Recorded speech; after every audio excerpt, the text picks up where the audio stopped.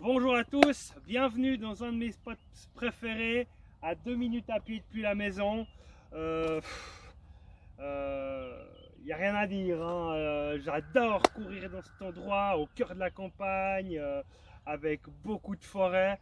C'est pour moi un moment privilégié où je peux être libre et me déconnecter un instant de tout ce qui se rapproche de la société, de l'être humain, et puis de vivre un instant sportif rien qu'à moi, où je suis seul face à moi-même, seul face à mes pensées. Aujourd'hui, cette petite vidéo, elle est symbolique. Il fait beau, je viens de terminer mon footing, donc il y a une année, jour pour jour, le 10 mars 2020, je décidais d'aller courir tous les jours pendant 100 jours. Et très vite, cette petite habitude est vite devenue un rituel, est vite devenue quelque chose qui équilibrait ma vie et qui influençait mes journées de manière dynamique et positive et c'est pour ça que j'ai décidé de continuer à aller courir tous les jours, et aujourd'hui ça fait une année que je cours tous les jours au moins 15 minutes. On m'a posé la question, mais pourquoi cours-tu tous les jours? Tu t'entraînes pour quel objectif sportif?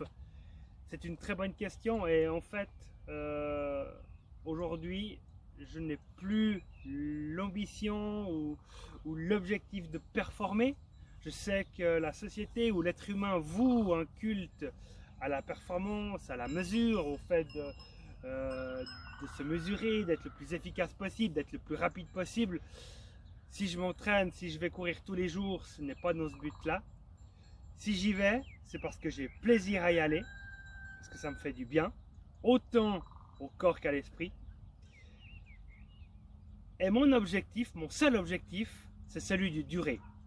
On parle beaucoup de durabilité en termes d'environnement, mais on peut aussi parler de durabilité pour notre corps, pour notre esprit. Et moi, mon objectif, c'est d'être en mouvement aussi longtemps que possible. Mon objectif, c'est d'être en bonne forme, en bonne santé, et de profiter de toutes mes capacités physiques et mentales aussi longtemps que possible. Alors je n'ai pas peur de courir plus lentement que ce que j'étais capable de faire il y a quelques années de cela. Donc je profite vraiment du moment présent et de vivre ma sortie de course à pied comme je l'entends, à la sensation, au feeling.